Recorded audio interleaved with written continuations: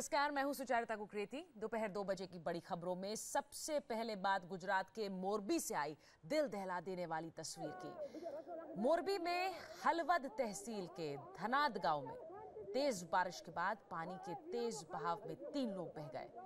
ये तीनों लोग दूध का टैंकर लेकर जा रहे थे। जब तीनों पानी के तेज बहाव में फंस गए तो जान बचाने के लिए वो दूध के टैंकर पर ही चढ़ गए। गांव वालों को जब ये खबर लगी तो फौरन पुलिस और बचाव कर्मियों को खबर दी गई और फिर कड़ी मशक्कत के बाद तीनों को बचाया गया।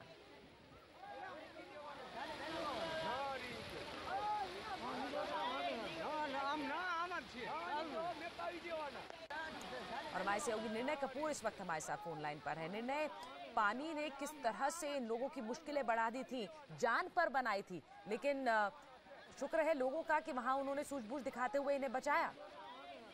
जी बिल्कुल, इनफैक्ट मैं आपको बता दूं कि ये घटना शनिवार शाम की है और उस टाइम की है जब दिन ढल रहा था।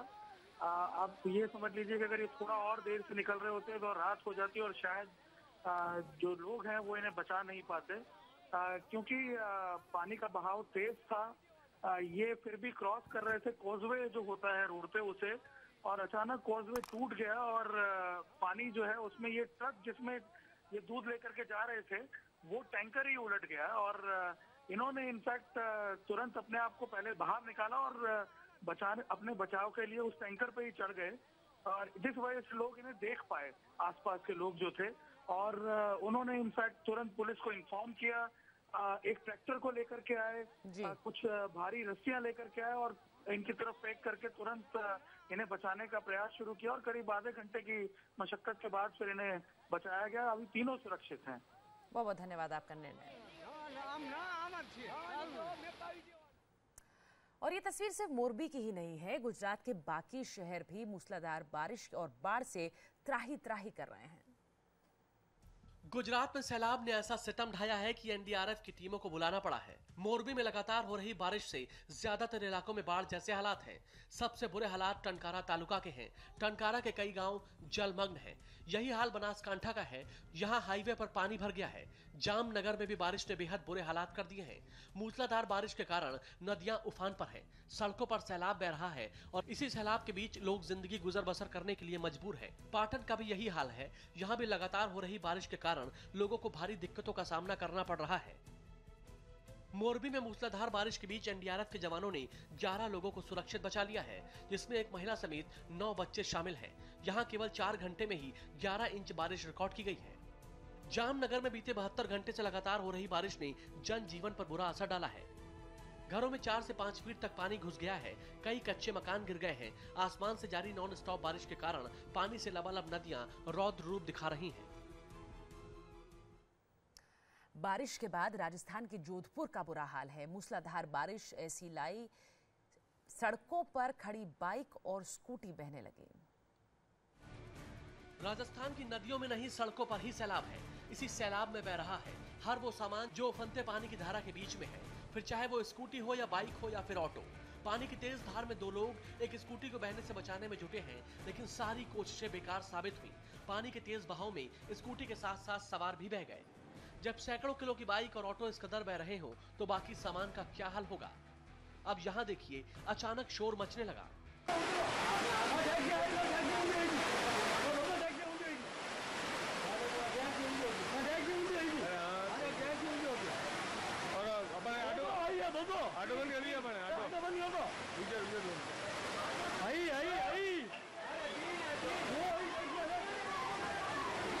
पानी की तेज रफ्तार में मोटरसाइकिल और स्कूटी के साथ साथ ऑटो भी बहता नजर आया। आसपास खड़े लोग भी बस हैरान नजरों से देखते रह गए। 1 घंटे की बारिश में ही जोधपुर की सड़कों पर सैलाब बहने लगा। ज्यादातर इलाकों में पानी भर गया। निचले इलाकों का बुरा हाल था। तेज बारिश के कारण सड़कें नदियों में तब्दील हो गई, जिससे सबसे ज्यादा परेशानी बाइक सवार लोगों को उठानी पड़ी।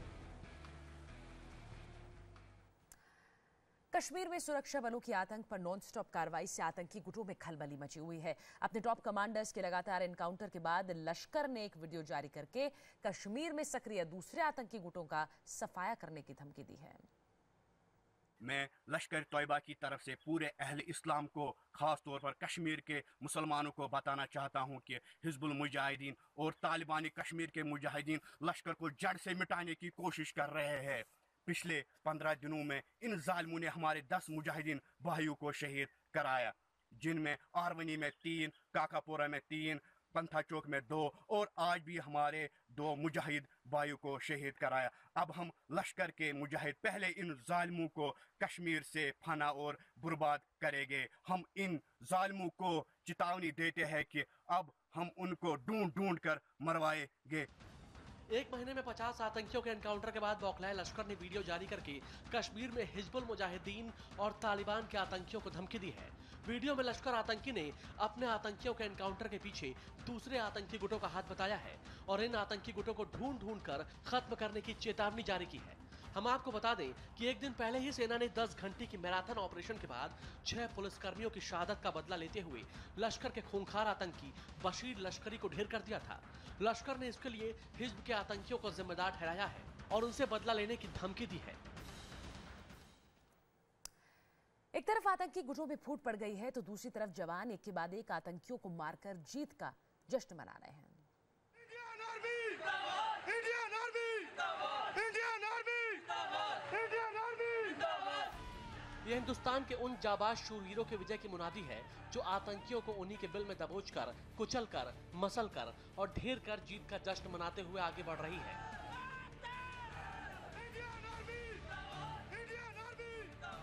यह हिंदुस्तान की उस सेना का विजय जुलूस है जो दहशत पर जीत का खुला ऐलान कर रही है। ये जश्न उस लश्कर कमांडर बशीर लश्करी की मौत के बाद का है जो 6 पुलिस वालों का हत्यारा था। वो अपनी जान बचाने के लिए बेगुनाहों को अपनी ढाल बना रहा था, लेकिन सुरक्षा बलों की गोली से शनिवार को बच नहीं पाया लश्कर कमांडर लश्करी।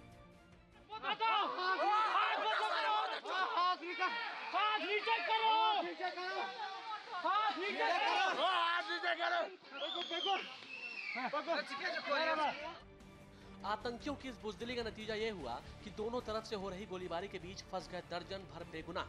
लेकिन सुरक्षा बलों ने आतंकियों के खिलाफ जो घेरा कसा था वो इतना कड़ा था कि आतंकियों को निपटाने के बाद ही खत्म हुआ। उधर आतंकवाद को लेकर पाकिस्तान का दोहरा चेहरा एक बार फिर दुनिया के सामने आ गया है। ग्लोबल टेररिस्ट सलाउद्दीन ने पीओके में रैली करके अमेरिका को चेतावनी दी है। अमेरिका की तरफ से ग्लोबल टेरर लिस्ट में शामिल किए जाने के बाद पहली बार सामने आए सलाहुद्दीन ने कहा कि अमेरिका के पास उसके आतंकी होने का कोई सबूत नहीं है। पाकिस्तान के कब्जे वाले कश्मीर के मुजफ्फराबाद में सैयद सलाहुद्दीन का कल जोरदार स्वागत हुआ। पूरे लाव लश्कर और पाकिस्तानी पुलिस की सुरक्षा के बीच सलाहुद्दीन ने कल मुजफ्फराबाद की सड़कों पर रैली निकाली। रैली में बड़ी संख्या में उसके गुर्गे और समर्थक शामिल हुए। बाद में अमेरिका को चेतावनी देते हुए सलाहुद्दीन ने कहा कि अमेरिका के पास उसके आतंकी होने को लेकर कोई सबूत नहीं है। सैयद सलाहुद्दीन या किसी मुजाहिद के खिलाफ कोई ऐसी कार्रवाई साबित नहीं कर सकते जो दहशतगर्दी के जुमरे में आती है। इसको दहशतगर्दी नहीं कहा जा सकता। हमारी जद्दोजहद हर कीमत पर ताहुस्न आजादी जारी रहेगी। दरअसल अमेरिका की पाबंदी के बाद सलाहुद्दीन डरा हुआ है। उसे हाफिज जैसा हाल होने का डर सता रहा है। दूसरी तरफ पीओके में इंटरनेशनल आतंकी की रैली ने एक बार फिर आतंक के प्रति पाकिस्तान के नापाक प्रेम को जग जाहिर कर दिया है।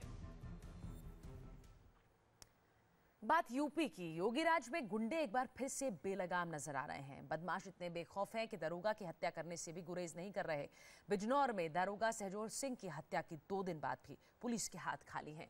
जांच जारी है। अपराधियों की धरपकड़ के लिए एसटीएफ की टीम को भी लगाया गया है, लेकिन 48 घंटे बाद भी पुलिस आरोपियों की पहचान तक नहीं कर सकी है।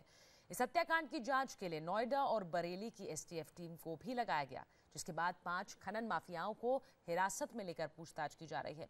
दारोगा सहजोर सिंह की पत्नी और बेटी इंसाफ मांग रही हैं। सरकार से आरोपियों की फांसी की मांग कर रही हैं, लेकिन फिलहाल अपराधी पुलिस से कोसों दूर है। वहीं लखनऊ में एक हॉस्टल में रह रही गैंगरेप पीड़ित पर एसिड अटैक किया गया। यह भी आपको बता दें कि इस पर पहले भी एसिड फेंका गया था। तब मुख्यमंत्री ने अस्पताल जाकर पीड़िता से मुलाकात की थी। राज्य में अपराधियों के हौसले बढ़ने के बाद सवाल सरकार पर खड़े हो रहे हैं। योगी सरकार के 100 दिन पूरे होने के बाद भी राज्य में कानून व्यवस्था सबसे बड़ी चुनौती बनी हुई है। आपको सबसे पहले सुनाते हैं उस बेटी का दर्द जिस बेटी ने अपने पिता को खो दिया। वो पिता जो उसके लिए रोल मॉडल थे, जो उसके आदर्श थे, उस दारोगा की बेटी सरकार से इंसाफ की गुहार लगा रही है और मांग कर रही है कि उसके पिता के कातिलों को फांसी की सजा मिले। पापा की हत्या के लिए मैं चाहती हूँ कि केवल वो इंसान गिरफ्तारी तक न रहे, उस इंसान को इतनी इतनी इतनी दर्दनाक मौत मिले कि आने वाला हर इंसान जो किसी को खून करना चाहता है या कर चुका है उसकी रूह कांप जाए, पूरा देश देखते रह जाए कि किसी पुलिस वाले को ऑन ड्यूटी या ऑफ ड्यूटी मारने को क्या इल्जाम होता है। ऐसी केवल ये एक सजा नहीं होनी चाहिए पुलिस डिपार्टमेंट को अपनी नाक बचाने के लिए, एक सच्चा इंसाफ मिलना चाहिए आने वाले हर क्राइम को रोकने के लिए और मेरे पापा को इंसाफ दिलाने के लिए। यूपी में सीएम योगी के कई अल्टीमेटम के बाद भी बदमाश बिल्कुल बेखौफ हैं। लखनऊ में रायबरेली की गैंगरेप पीड़िता पर फिर से एसिड अटैक हुआ। गैंगरेप पीड़ित पर यह हमला महिला हॉस्टल में किया गया। 3 महीने में दूसरी बार पीड़ित पर तेजाब फेंका गया। एसिड अटैक की खबर मिलते ही पुलिस मौके पर पहुंची और छानबीन शुरू कर दी है। पुलिस के मुताबिक एसिड अटैक से महिला के चेहरे के दाहिने हिस्से को काफी नुकसान पहुंचा है। आपको बता दें, महिला पर इसी साल 23 मार्च को तेजाब से हमला हुआ था, जिसके अगले दिन यानी 24 मार्च को यूपी के सीएम योगी आदित्यनाथ और कैबिनेट मंत्री रीता बहुगुणा जोशी ने उससे मुलाकात की थी। महिला का आरोप है कि उस पर हमला उस वक्त हुआ जब वो हॉस्टल में पानी लेने गई थी। हालांकि हॉस्टल की वार्डन और गार्ड का कहना है कि पीड़िता के शोर मचाने के बाद जब वो मौके पर पहुंचे तो वहां कोई नहीं था और न ही तेजाब फेंके जाने के निशान थे। वारदात के बाद कांग्रेस और समाजवादी पार्टी ने यूपी सरकार पर सवाल उठाए हैं। 5वीं बार सोची ये लड़की इस पूरी घटना से गुजर रही है। कहा गया था सुरक्षा दिया जाएगा, कहा गया था कि केस फास्ट ट्रैक किया जाएगा। कानून में यह प्राविधान है कि इस तरह की घटनाओं के लिए ट्रायल एक समयबद्ध तरीके से हो और उसमें लोगों को जेल भेजा जाए। अपराधियों में मुख्यमंत्री के उस आश्वासन के बाद भी किसी भी प्रकार का यह भय नहीं है कि जिसके हाथ पे मुख्यमंत्री का हाथ है, स्वयं माननीय मुख्यमंत्री मिलकर जिसकी सुरक्षा की जिम्मेदारी ली हो और गारंटी दी हो, उस पे भी अधिकारियों ने हमला कर दिया एसिड से। ये अपने आप में सफिशिएंट है कि उत्तर प्रदेश में अपराधी सबसे ज्यादा कॉन्फिडेंस में है। गैंगरेप पीड़ित महिला को गंभीर हालत में ट्रॉमा सेंटर में भर्ती कराया गया है। यूपी के मेरठ में कश्मीरी छात्र की नकाबपोश युवकों ने जमकर पिटाई कर दी। पुलिस ने मामला दर्ज किया है।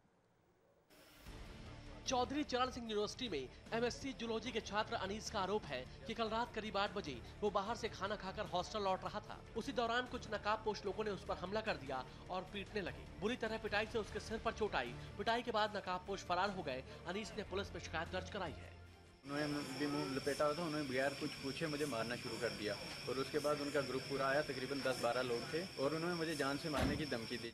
पुलिस मामले की जांच कर रही है, कार्रवाई का भरोसा दिलाया है। राष्ट्रपति प्रणब मुखर्जी ने भीड़ तंत्र पर हो रहे हमलों पर चिंता जताई है। प्रियंका और सोनिया गांधी ने भी शहर शहर कथित गोरक्षकों के हमले को लेकर सरकार पर निशाना साधा। चंद रोज पहले झारखंड के रामगढ़ से ये खौफनाक तस्वीरें सामने आई थी। उन्मादी भीड़ ने गोमांस ले जाने के शक में वैन ड्राइवर को इस कदर पीटा कि उसने अस्पताल में दम तोड़ दिया। शहर शहर इसी तरह से हो रहे उन्मादी भीड़ के हमलों को लेकर राष्ट्रपति प्रणब मुखर्जी ने अपनी चिंता जाहिर की है। नेशनल हेराल्ड के कार्यक्रम में प्रणब मुखर्जी ने भीड़ की संस्कृति पर देश को चेताया और कहा कि बेकाबू भीड़ को सजा देने से रोकना होगा। वहीं इस कार्यक्रम में सोनिया गांधी और प्रियंका गांधी ने भी कथित गोरक्षकों की करतूतों को लेकर संघ और केंद्र सरकार पर जमकर प्रहार किया। When mob frenzy becomes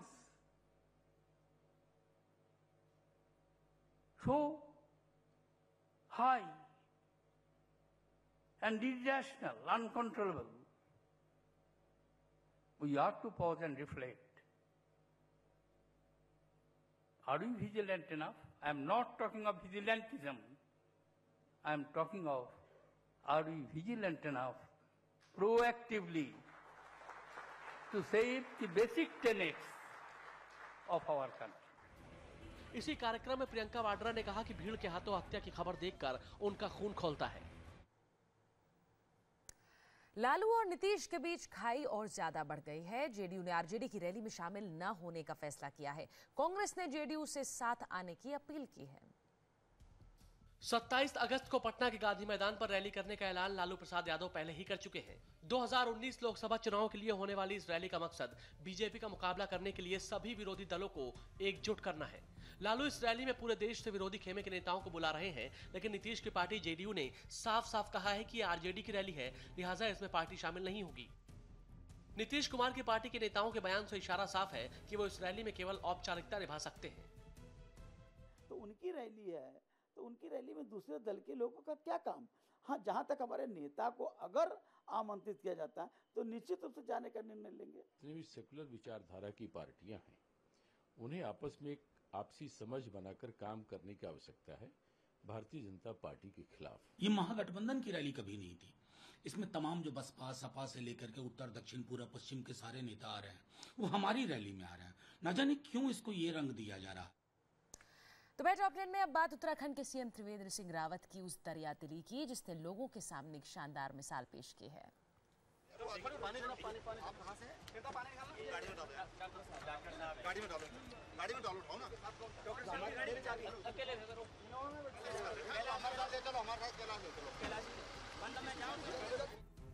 Uttarakhand के मुख्यमंत्री त्रिवेंद्र सिंह रावत ने जिस तरह से तमाम प्रोटोकॉल तोड़कर सड़क हादसे में घायल शख्स की मदद की, वो किसी के लिए भी मिसाल है।